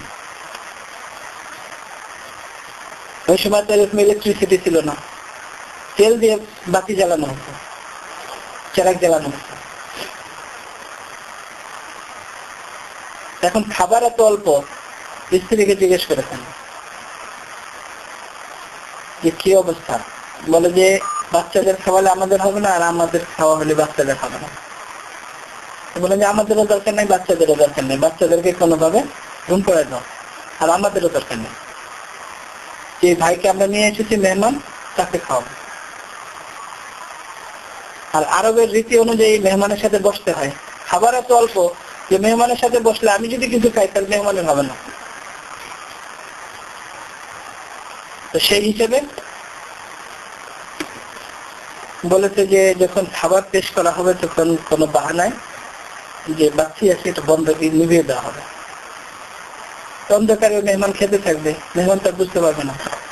ঠিক এইভাবে করে পরিকল্পনা অনুযায়ী পরের দিন যখন ওই ভাইকে নিয়ে হুজুর সাল্লাল্লাহু আলাইহি ওয়াসাল্লামের খিদমতে গেছেন, হুজুর সাল্লাল্লাহু আলাইহি ওয়াসাল্লাম বলেন যে তুমি কেমন কি কাজ করেছো যে আল্লাহ তাআলা তোমার প্রশংসা করেন। ওয়া ইউসিরুনা আলা আনফুসিহিম করেছেন একজন, আয়াত নাযিল হয়েছে ওনার উপরে, কিন্তু আল্লাহ তাআলা আয়াত নাযিল করেছেন শুধু ওনার সম্পর্কে না, সমস্ত সাহাবায়ে কেরামেরই এই অভ্যাস ছিল এবং অবস্থা এমন ছিল। এটাকে বলে দানশীলতা। মানুষ মনে করে কারো কোটি কোটি টাকা আছে, সে দিয়ে দিল, সে দানশীল। কারো কাছে যদি থাকে 5 টাকা, সে যদি 5 টাকা দিয়ে দেয়, সে বড় দানশীল না কারো কাছে যদি 10 লক্ষ টাকা থাকে, সে 1 লক্ষ দিয়ে দেয়, কে বেশি দানশীল? তো সমস্ত সাহাবায়ে কেরামের এই অবস্থা। এই জন্য আল্লাহ তাআলা এখানে যে ভার্ব ব্যবহার করেছেন এটা প্লুরাল, সিঙ্গুলার না। ওয়া ইউসিরুনা সবাই প্রাধান্য দেয়, আলা আনফুসিহিম নিজের জীবনের উপরেও, নিজে না খেয়ে মেহমানকে খাওয়াবো। হযরত আবু যর গিফারী রাদিয়াল্লাহু তাআলা আনহু ইসলামের ঘটনা আমরা সবাই শুনে থাকি। হযরত আবু যর গিফারী রাদিয়াল্লাহু তাআলা আনহু অনেক দূরে থেকে এসেছেন ইসলাম গ্রহণ করার জন্য। হযরত আলী রাদিয়াল্লাহু তাআলা আনহু ভাই হিসেবে নিয়ে নিয়েছেন। এগুলো জিজ্ঞেস করেন নাই। আশ্চর্য ব্যাপার, নিজের ঘরে রাখেন, নিজের ঘরে খাওয়াচ্ছেন, জিজ্ঞেস করেন না যে কি উদ্দেশ্যে এসেছেন, কোত্থেকে এসেছেন। দানশীলতা কোন পর্যায়ে, আতিথেয়তা কোন পর্যায়ে, চিন্তা করে দেখুন। মানে এটাও জিজ্ঞেস করেন নাই যে আপনি কি জন্য এসেছেন, কোত্থেকে এসেছেন। একদিন, 2 দিন, 3 দিন, তৃতীয় দিন যখন হয়ে গেছে, 3 দিন তো মেহমানদারি জরুরি, তৃতীয় দিন জিজ্ঞেস করেছেন। আর হযরত আবু যর গিফারী রাদিয়াল্লাহু তাআলা আনহু যে উদ্দেশ্যে এসেছিলেন ওটাও বলা মুশকিল, তার বললে জানা নাই যে কে কি অবস্থায়। ইসলামের কথা বললেই হয়তো কোনো শাস্তি হতে পারে বা কোনো অপরাধ মনে করে আমার উপর কোনো অত্যাচার শুরু হয়ে যেতে পারে। তিনিও ভয়তে ভয়তে বলেন নাই। যাই হোক, পরে হযরত, এই ঘটনা তো আমরা জানি সবাই, হযরত আলী রাদিয়াল্লাহু তাআলার কাছে বলেছেন। হযরত আলী রাদিয়াল্লাহু তাআলা কিভাবে হুজুর সাল্লাল্লাহু আলাইহি ওয়াসাল্লামের খিদমতে নিয়ে গিয়েছেন। ويؤثرون على أنفسهم ولو كان بهم خصاصة, এটা হলো দানশীলতা। হযরত উসমান রাদিয়াল্লাহু তাআলা আনহুর দানশীলতা আমরা সবাই জানি যে হযরত উসমান রাদিয়াল্লাহু তাআলা আনহু ওই সময়, এটা আমরা অনেকবার শুনেছি এবং সবসময় শুনতে থাকি, ওই সময় যখন মুসলমানদের অবস্থা এমন যে তাদের তো কৃষি ছিল না, কৃষি বলতে কিছু খেজুর, কৃষি খেজুর পাকার সময়, আর সাহাবায়ে কেরাম হিজরত করে এসেছেন এখনো প্রতিষ্ঠিত না মদিনাতে। এই অবস্থাতে তাবুকের যুদ্ধের জন্য হুজুর সাল্লাল্লাহু আলাইহি ওয়াসাল্লাম ঘোষণা দিয়ে দিয়েছেন যে সবার যেতে হবে। একটা ছিল যে হুজুর সাল্লাল্লাহু আলাইহি ওয়াসাল্লাম বাছাই করতেন যে এই কয়জন যাবে, অমুক অমুক যাবে, অমুক যাবে না, এরকম না, সবাইকে ঘোষণা দিয়েছেন যে যারা অসুস্থ না, মহিলা না, অসুস্থ না, বাচ্চা না, তার এছাড়া যত লোক সুস্থ আছে বড় সবাই যাবে, এরকম ঘোষণা। আর যার যা কিছু দেওয়ার মতো আছে সবকিছু নিয়ে যাবে।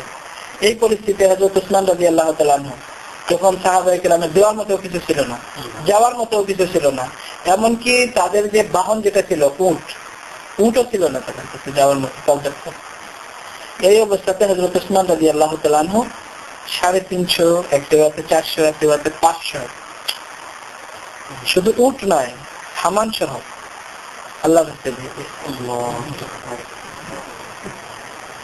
শুধু তাই নয়, সর্বক্ষেত্রে হযরত উসমান রাদিয়াল্লাহু তাআলা আনহু, ওই হাদিস আমরা অনেকবার শুনেছি যে একবার হুজুর সাল্লাল্লাহু আলাইহি ওয়াসাল্লাম এবং সাহাবায়ে কেরাম বসা ছিলেন। হুজুর সাল্লাল্লাহু আলাইহি ওয়াসাল্লাম বলেছেন যে 3টি জিনিস আমার খুব পছন্দ। হযরত আবু বকর রাদিয়াল্লাহু তাআলা আনহু বলেছেন, ইয়া রাসূলুল্লাহ, 3টি জিনিস আমারও পছন্দ। হযরত ওমর রাদিয়াল্লাহু তাআলা বলেছেন 3টি জিনিস আমারও পছন্দ। হযরত উসমান রাদিয়াল্লাহু তাআলা বলেছেন 3টি জিনিস আমারও পছন্দ। হযরত আলী রাদিয়াল্লাহু তাআলা আনহু বলেছেন 3টি জিনিস আমারও পছন্দ। তো হযরত উসমান রাদিয়াল্লাহু তাআলা আনহু যে 3টি জিনিসের কথা বলেছেন তার মধ্যে একটা হলো ইতআমুল জিআন, ক্ষুধা থেকে খাবার খাওয়া। ইতআমুল জিআন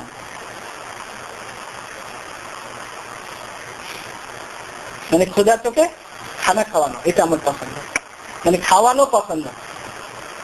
আর হযরত আলী রাদিয়াল্লাহু তাআলা আনহু সম্পর্কে আমরা জানি, হযরত আলী রাদিয়াল্লাহু তাআলা দানশীলতা, আল্লাহ তাআলা কোরআনে কারীমে আয়াত নাযিল করেছেন, ওয়া ইউতঈমুনা আত-তাআমা আলা হুব্বিহি মিসকিনাম ওয়া ইয়াতীমান ওয়া আসীরা, যে তাদের গুণাবলী হলো এরকম। ওয়া ইউতঈমুনা, এখানেও সিঙ্গুলার না, প্লুরাল ওয়ার্ড আল্লাহ তাআলা এই জন্য ব্যবহার করেছেন, এটা শুধু হযরত আলী রাদিয়াল্লাহু তাআলার গুণাবলী নয়, সাহাবায়ে কেরাম ওই সময় যারাই ছিলেন সবারই একই অবস্থা। রোজা রেখেছেন, ইফতার করার মতো কিছু নেই, খেজুর আছে, শুধু খেজুর। এমন সময় কেউ এসে বলেছে যে যদি কিছু থাকে আমার কাছে খাওয়ার জন্য, ওই খেজুর দিয়ে দিয়েছেন, পানি দিয়ে ইফতার করেছেন। আবার রোজা রেখেছেন, পরের দিন একই অবস্থা, আরেকজন এসেছে তাকে দিয়ে দিয়েছেন। 2 দিন, তৃতীয় দিন আবার রোজা রেখেছেন, তৃতীয় দিন একই অবস্থা। আল্লাহ তাআলা কোরআনে কারীমে আয়াত নাযিল করেছেন, ওয়া ইউতঈমুনা আত-তাআমা আলা হুব্বিহি, যে আল্লাহ তাআলার ভালোবাসার জন্য, আল্লাহ তাআলার মহব্বতে তারা ওয়া ইউতঈমুনা আত-তাআমা, খাবার খাওয়ায়, আলা হুব্বিহি মিসকিনান, অসহায় তাদেরকে, ওয়া ইয়াতীমান, ইয়াতীমকে, ও আসিরা, যারা জুলুমের শিকার হয়ে যারা বন্দী তাদেরকে। প্রথম দিন এসেছে মিসকিন, পরের দিন এসেছে ইয়াতীম, তৃতীয় দিন এসেছে আসির, বন্দী। আল্লাহ তাআলা কোরআনে কারিমে আয়াত নাযিল করেছেন। এটা হলো সাহাবায়ে কেরামের দান ছিল। এবং হুজুর সাল্লাল্লাহু আলাইহি ওয়াসাল্লামের শিক্ষা এটা, সাহাবায়ে কেরামের আদর্শ এটা, এবং এটাই হলো ইসলামের শিক্ষা, এটাই হলো মাদ্রাসার শিক্ষা। যে নিজে না খেয়ে অন্যকে নিজের উপর প্রাধান্য দেয়। এই ঘটনা তো আমরা সবসময় শুনে থাকি, সবসময় বয়ানে শুনি যে সাহাবায়ে কেরাম উহুদের যুদ্ধে বিশেষ করে যখন সাহাবায়ে কেরামদের মধ্যে প্রায় 70 জন শহীদ হয়ে গেছে, তখন যারা জখমি, যারা এখনো শহীদ হন নাই, তাদের কাছে পানিও নেই পর্যাপ্ত, একটু পানি আছে, একজনের কাছে নিয়ে গেছে, সে এখনো জীবিত, সে পান না করে বলেছে পরের জনকে দেওয়ার জন্য, পরের জন বলেছে তার পরের জনকে দেওয়ার জন্য। এটা আমরা সবসময় শুনে থাকি বয়ানের মধ্যে। এবং এমন করতে করতে পরে দেখা গেছে ওই লাস্ট যার কাছে দিয়ে গেছে সে মারা গেছে, ফিরে আবার আগের জনের কাছে এসেছে, সেও মারা গেছে, তার আগের জনের কাছে সেও মারা গেছে, পরে 7 জন মারা গেছে, পানি রয়ে গেছে, সবাই শহীদ হয়ে গেছে। মানে এমন অবস্থাতে, এমন পরিস্থিতিতে মানুষের এমন পিপাসা লাগে যে যখন মানুষের জিহ্বা বের হয়ে যায় পিপাসার কারণে, এরকম অবস্থাতেও তারা ওয়ায়ুসিরুনা আলা আনফুসিহিম, নিজেদের উপরে অন্যদেরকে প্রাধান্য দেয়। এই ধরনের ঘটনা শুধু একটা নয়, হাজার হাজার ঘটনা, হাজার হাজার ঘটনা। দানশীলতা আর সহনশীলতা, এই দুটা জিনিস। এটা হলো রাসূলুল্লাহ সাল্লাল্লাহু আলাইহি ওয়াসাল্লামের একটা গুণ, যেটা সারা বছর। কানা রাসূলুল্লাহ সাল্লাল্লাহু আলাইহি ওয়াসাল্লাম আজওয়াদান নাস, রাসূলুল্লাহ সাল্লাল্লাহু আলাইহি ওয়াসাল্লাম সমস্ত মানুষের মধ্যে, হযরত ইবনে আব্বাস রাদিয়াল্লাহু তাআলা আনহুমা বলেন, সবচেয়ে বেশি দানশীল ব্যক্তি ছিলেন। ওয়া কানা আজওয়াদা মা ইয়াকুনু ফি রমাদান, এবং রমজান মাসে হুজুর সাল্লাল্লাহু আলাইহি ওয়াসাল্লামের এই গুণ আরো বেশি বেড়ে যেত, আরো বেশি দান করতেন।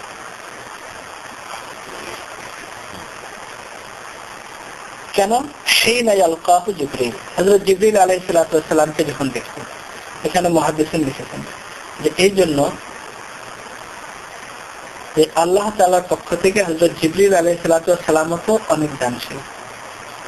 সমস্ত নবীদের কাছে ওহী নিয়ে হযরত জিবরিল আলাইহিস সালাতু ওয়াস সালাম পৌঁছেছেন। আল্লাহ তাআলার যে আমানত সমস্ত নবীদের কাছে পৌঁছে দেওয়া, এটা কি কম দানশীলতা?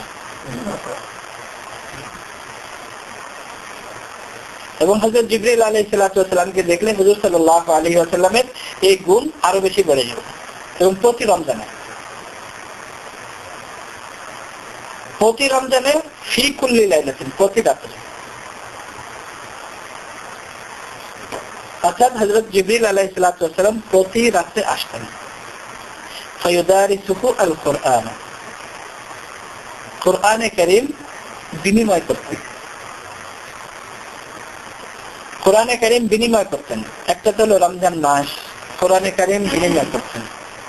এখানে কয়েকটি বিষয়, একটা হলো যেটা দানশীলতার কথা, এরপর হলো হুজুর সাল্লাল্লাহু আলাইহি ওয়াসাল্লাম হযরত জিবরিল আলাইহিস সালাতু ওয়াস সালামের কোরআন শুনতেন, এবং হযরত জিবরিল আলাইহিস সালাতু ওয়াস সালাম হুজুর সাল্লাল্লাহু আলাইহি ওয়াসাল্লামের কোরআনে কারীম শুনতেন। এবং এটা আজও আমাদের মাদ্রাসার মধ্যে প্রচলিত, একেবারে হুজুর সাল্লাল্লাহু আলাইহি ওয়াসাল্লামের যুগ থেকে নিয়ে, যে হযরত জিবরিল আলাইহিস সালাতু ওয়াস সালাম এবং হুজুর সাল্লাল্লাহু আলাইহি ওয়াসাল্লাম যেভাবে দাওয়ার করতেন, এটাকে দাওয়ার বলা হয়, ইউদারিসু, মুদারাসা বলা হয়। সাহাবাদের যুগ থেকে নিয়ে এই পর্যন্ত আজও আপনারা দেখবেন মাদ্রাসাতে ছাত্ররা এইভাবেই করে, এ এক পারা শুনে সে এক পারা শুনে, এক পারা শুনে সে এক পারা শুনে। এটা হলো মুদারাসা, একেবারে হুবহু। রমজান মাসে কেন? রমজান মাসে এই জন্য যে রমজান মাসেই ওহীর আগমন শুরু হয়েছে। শাহরু রমাদান আল্লাযী উনজিলা ফীহিল কুরআন।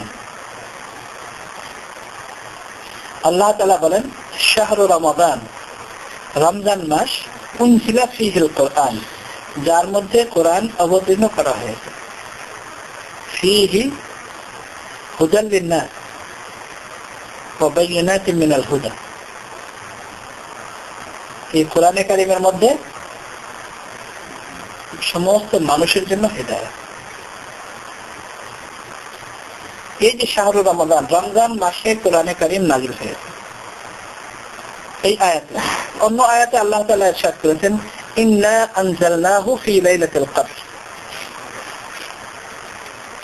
অবশ্যই অবশ্যই আমি কোরআনে কারিম কদরের রাতে অবতীর্ণ করেছি। রমজান মাস আর কদরের মাস, এর মধ্যে এটা নিশ্চিত হয়ে গেল যে কদরের রাত্রি রমজান মাসেই হবে।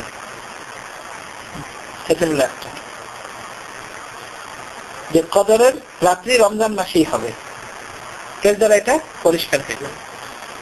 তো আল্লাহ তাআলা বলেন যে রমজান মাসে নাযিল করেছি এবং কদরের রাতে নাযিল করেছি। এর মধ্যে মুফাসসিরিনে কেরাম এবং মুহাদ্দিসিনদের বিভিন্ন রকমের মতামত, যে সর্বপ্রথম ওহী সেটা কি কদরের রাত্রিতে, নাকি পুরা কোরআনে কারীম বাইতুল ইজ্জাত থেকে অর্থাৎ লৌহে মাহফুজ থেকে দুনিয়ার আসমানে বাইতুল মামুরে পুরা কোরআনে কারীম একসাথে অবতীর্ণ হয়েছে, একসাথে, এবং সেটা রমজান মাসে। রমজান মাসে হতে পারে, কদরের রাত্রিতে হতে পারে। তারপর বিভিন্ন সময় যখন যতটুকু প্রয়োজন অল্প অল্প করে আল্লাহ তাআলা হুজুর সাল্লাল্লাহু আলাইহি ওয়াসাল্লামের উপরে হযরত জিবরিল আলাইহিস সালাতু ওয়াসসালামের দ্বারা অবতীর্ণ করে। এই মতামত বিভিন্ন কেন? এই জন্য যে বলা হয়েছে ফায়ুদারিসুল কোরআন, যে এই যে কোরআন বিনিময় করতেন, এটা কি পুরা কোরআন বিনিময় করতেন? রমজান মাসের প্রতি রাত্রে হযরত জিবরিল আলাইহিস সালাতু ওয়াসসালাম কি পুরা কোরআনে কারীম হুজুর সাল্লাল্লাহু আলাইহি ওয়াসাল্লামকে শুনেছেন? হুজুর সাল্লাল্লাহু আলাইহি ওয়াসাল্লাম কি পুরা কোরআন শুনেছেন এই রমজান মাসে? হাফেজ সুয়ুতী রাহমাতুল্লাহ আলাইহি আল ইতকানের মধ্যে লিখেছেন যে পুরা কোরআনে কারীম দুইজনে দাওয়াত করতেন, অর্থাৎ হযরত জিবরিল আলাইহিস সালাতু ওয়াসসালাম এবং হুজুর সাল্লাল্লাহু আলাইহি ওয়াসাল্লাম পুরা কোরআন। কিন্তু অনেক মুহাদ্দিসিন কেরাম এবং বিশেষ করে জমহুর মুহাদ্দিসিন, অধিকাংশ মুহাদ্দিসিন কেরাম বলে যে পুরা কোরআনে কারীম নয়, বরং যতটুকু হুজুর সাল্লাল্লাহু আলাইহি ওয়াসাল্লামের উপর অবতীর্ণ হতো, যেহেতু পুরা রমজান এক বছর পরে, তো প্রথম রমজানে যতটুকু অবতীর্ণ হয়েছে ততটুকু দুইজনে শেয়ার করতেন, দাওয়াত করতেন। পরবর্তী এক বছরের মধ্যে আবার যতটুকু অবতীর্ণ হতো ততটুকু আবার দুইজনে দাওয়াত করতেন। তৃতীয় বছরে আবার যতটুকু নাজিল হতো ততটুকু দাওয়াত করতেন। এই পুরা 23 বছরে যতদিন পর্যন্ত ওহী এসেছে, ওই পুরা এক বছরে যতটুকু, তারপরে বছর আরো যতটুকু তার সঙ্গে মিলিয়ে, তৃতীয় বছরে তার সঙ্গে আরো যতটুকু ততটুকু, চতুর্থ বছরে আগের টুকের সাথে যতটুকু ততটুকু, এইভাবে করে 23 বছরে পুরা কোরআন যখন কমপ্লিট হয়েছে, তো শেষ বছরে পুরা কোরআন শুধু শেষ বছরে হুজুর সাল্লাল্লাহু আলাইহি ওয়াসাল্লাম এবং হযরত জিবরাইল আলাইহিস সালাতু ওয়াসাল্লাম দাওয়াত করেছেন।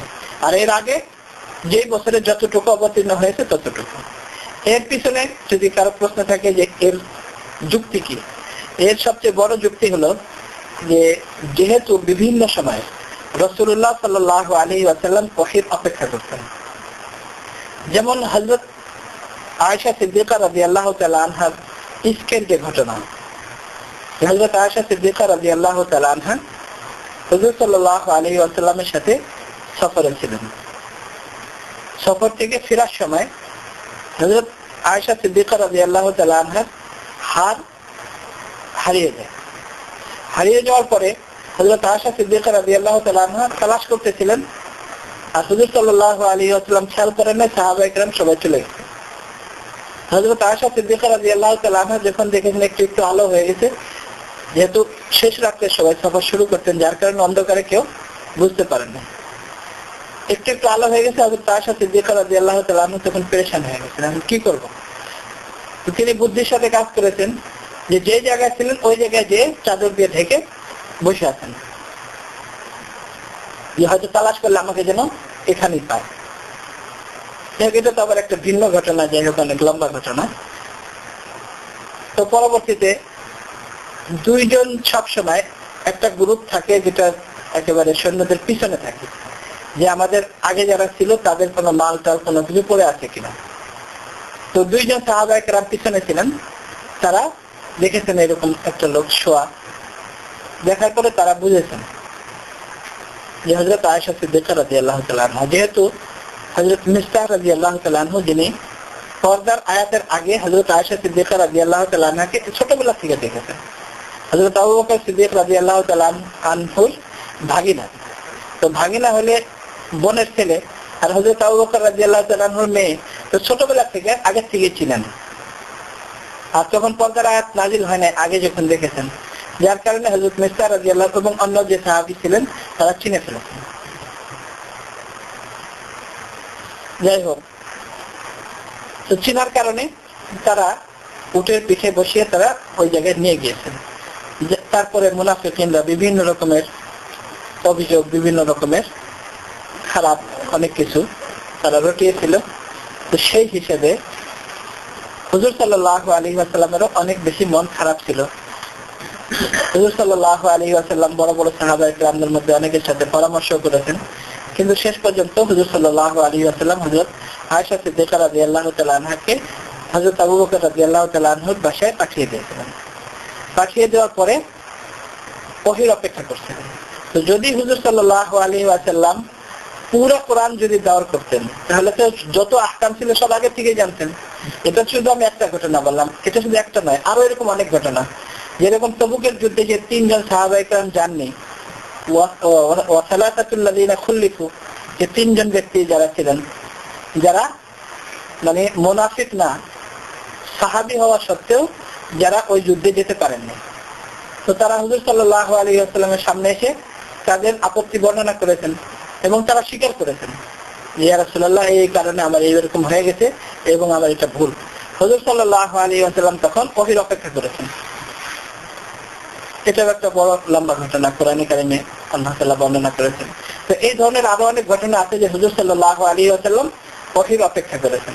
এর দ্বারা বোঝা যায় যে পুরা কোরআনে কারিম দাওয়াত করতেন না, যতটুকু অবতীর্ণ হতো পুরা 1 বছরে ততটুকু দাওয়াত করতেন।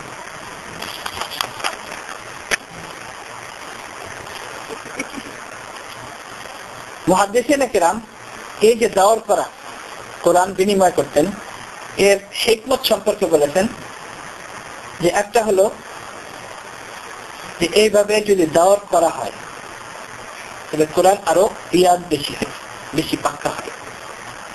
দ্বিতীয় নাম্বার কথা হলো যে কোরআনে কারিমের বিভিন্ন আয়াত বিভিন্ন সময় রহিত হয়েছে, মনসুখ হয়েছে। এই দাওয়াত করার দ্বারা এটা পরিষ্কার ভাবে বোঝা গেছে, যেহেতু হযরত জিবরিল আলাইহিস সালাতু ওয়াস সালাম এই কোরআনে কারিমের কোন আয়াতের পরে কোন আয়াত, কোন সূরার পরে কোন সূরা, এই যে সূরা, এই যে তরতিব, এই তরতিব হযরত জিবরিল আলাইহিস সালাতু ওয়াস সালাম আল্লাহ তাআলার আদেশে হুজুর সাল্লাল্লাহু আলাইহি ওয়াসাল্লামকে দিয়েছেন। তো পুরো 23 বছরে কোরআনে কারিমে কোন সময় কোন আয়াত, কোন সময় কোন সূরা যেভাবে নাযিল হয়েছে, ওটা যে তরতিবে যেভাবে হওয়া উচিত ওইভাবে এই দাওয়াত করার দ্বারা ওটা পরিষ্কার হয়। আর তৃতীয় নাম্বার হলো যে এটা তো রমজান মাস, কোরআনে কারিম নাযিল হওয়ার মাস, আর তার সাথে সাথে হলো হযরত জিবরিল আলাইহিস সালাতু ওয়াস সালামের কোরআনে কারিমের তিলাওয়াত, রাসূলুল্লাহ সাল্লাল্লাহু আলাইহি ওয়াসাল্লামের কোরআনে কারিমের তিলাওয়াত। এর দ্বারা যে নূর, যে শান্তি যে দুনিয়ার মধ্যে ছড়াবে, এটা হলো সবচেয়ে বড় হিকমত। যে হযরত জিবরিল আলাইহিস সালাতু ওয়াস সালাম দুনিয়াতে এসে কোরআনে কারিম হুজুর সাল্লাল্লাহু আলাইহি ওয়াসাল্লামের সাথে দাওয়াত করেছেন, এটা হলো আরেকটা হিকমত। এরপর এই ওহী সর্বপ্রথম রমজান মাসে কিভাবে নাযিল হয়েছে এর উপর ইনশাআল্লাহ আমরা এর বাকি অংশ আগামী সপ্তাহে আলোচনা করব। আল্লাহ তাআলা আমাদের সবাইকে হুজুর সাল্লাল্লাহু আলাইহি ওয়াসাল্লামের এই সমস্ত গুণাবলী অর্জন করার তৌফিক দান করেন এবং আমাদেরকেও গুণান্বিত হওয়ার তৌফিক দান করেন এবং হুজুর সাল্লাল্লাহু আলাইহি ওয়াসাল্লামের পদাঙ্ক অনুসরণ করার আমাদের তৌফিক দান করেন। ওয়া আখিরু দাওয়ানা আলহামদুলিল্লাহি রাব্বিল আলামিন।